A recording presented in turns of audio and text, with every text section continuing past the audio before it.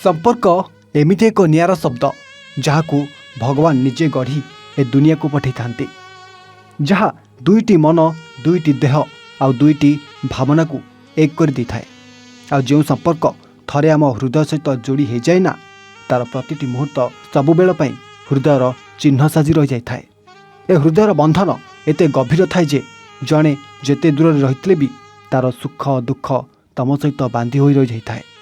जितेबले से खुशी थाए तम ओठरे आपे आपे हस फुटी जाए, आउ जितेबले से कई कई हो कांदी थाए बा कौनसी विपद पड़ जाए सेतेबले तम हृदय मध्य विचलित हो जाए। तुम मन को बारंबार केवल से गोटे चेहरा आसी जाई थाए। सबु समय मुहरे केवल तारी ना थाए आ मन कही थाए से भलरे अछि तो, तार किछि असुविधा ही तो। आ एटा ही हेउछि आम हृदय सहित हृदयर प्रकृत बंधन।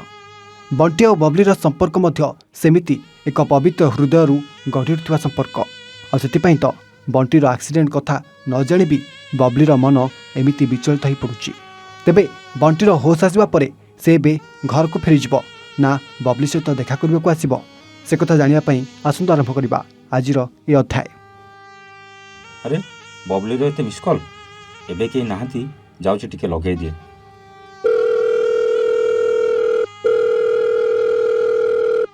हेलो बबली, तमे भी कोठी आ से दिन रो तम फोन काहे लागु नथिला?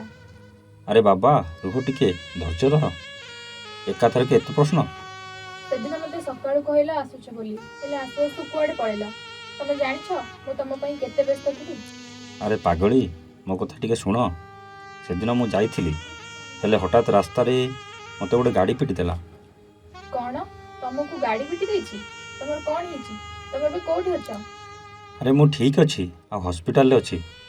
2 दिन होला सेंस नथिला, आज मोर होश आसिला, खाली गोड़टा भांगी जाइछि। हेले तमे काई कांदुछ? मोर किछि भी हेनी।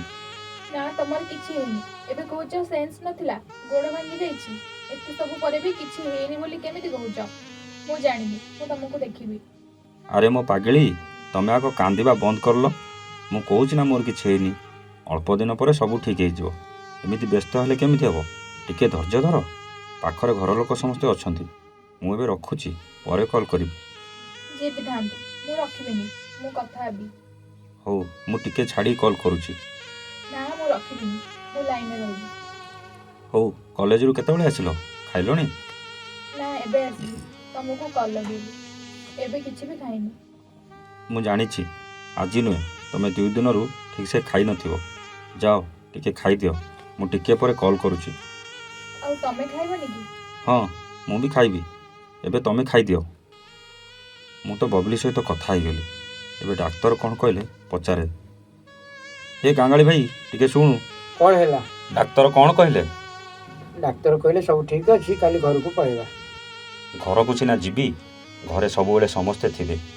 बबली सहित केमती कथा हेबी, हो देखिबा।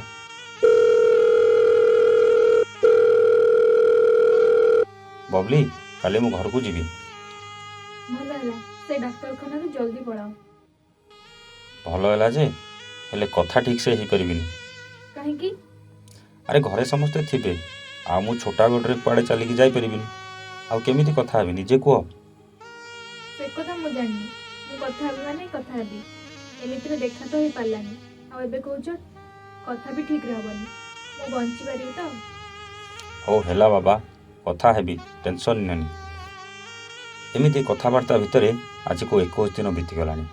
गोटे जगार बसिबा जे केते कष्ट से कथा जे भोगिछि से जानिछि। किंतु बबली पाई मोर टाइम पास हो जाउतला।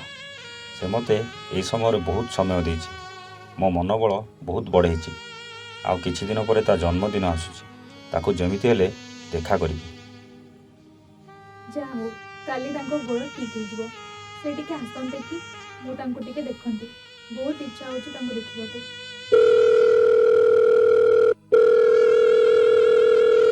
बबली आज मो गोड़र प्लास्टर खोला हो गला, मु एबे पूरा ठीक।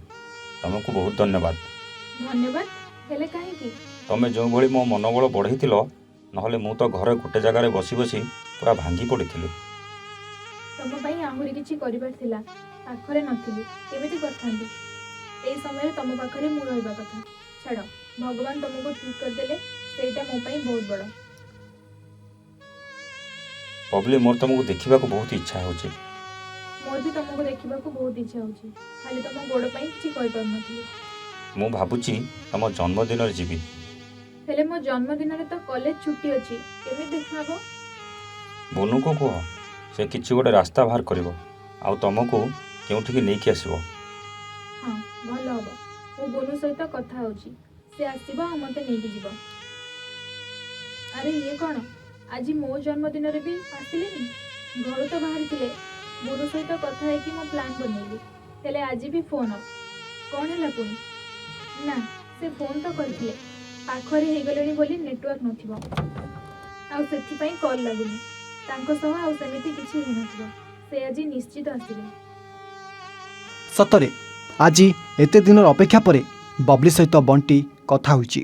ବବଲି ମନରେ ଥିବା ସେ ସବୁ ପ୍ରଶ୍ନର ଉତ୍ତର ଆଜି ତାକୁ ମିଳିଯାଇଛି, ଯାହାକୁ ଟିକିଏ ଦେଖିବା ପାଇଁ ସେ ଏତେ ଦିନର ଅପେକ୍ଷା କରି ବସିଥିଲା। ଆଜି ତାର ଏପରି ଅବସ୍ଥା କଥା ଶୁଣିବା ପରେ ସେ ନିଜକୁ କେମିତି ବା ସମ୍ଭାଳି ପାରିବ? ଆକ୍ସିଡେଣ୍ଟ ପରେ ନିଜକୁ ଭାଙ୍ଗି ଦେଇଥିବା ବଣ୍ଟି ଆଜି ବବଲିର କଥା ଶୁଣି ପୁଣି ଥରେ ନିଜକୁ ସମ୍ଭାଳି ନେଇଛି, ଆଉ ସବୁ ଅପେକ୍ଷାର ଅନ୍ତ କରି ବବଲିର ଜନ୍ମଦିନରେ ତା ସହିତ ଦେଖା କରିବା ପାଇଁ କଥା ଦେଇଛି। ଆଉ ପୂର୍ବପରି ସକାଳୁ ବବଲିକୁ କଲ୍ କରି ଘରୁ ବାହାରିଲା ବୋଲି କହିଛି ମଧ୍ୟ ବଣ୍ଟି। କିନ୍ତୁ ଇଏ କ'ଣ, ପୂର୍ବଥର ପରି ବଣ୍ଟି ଆଜି ବି ନିଜର ଫୋନ୍କୁ ଅଫ୍ କରିଦେଇଛି। ହେଲେ ଆଜି ବବଲିର ଜନ୍ମଦିନରେ ଦେଖା କରିବା ପାଇଁ ଆସିଥିବା ବଣ୍ଟି କ'ଣ ପାଇଁ ନିଜ ଫୋନ୍କୁ ଅଫ୍ କରିଦେଇଛି? ତା ସହିତ ପୁଣି କିଛି ଅଘଟଣ ହେଇଗଲା କି? ସେ କଥା ଜାଣିବା ପାଇଁ ଅପେକ୍ଷା କରନ୍ତୁ ଆମର ଆଗାମୀ ଅଧ୍ୟାୟକୁ।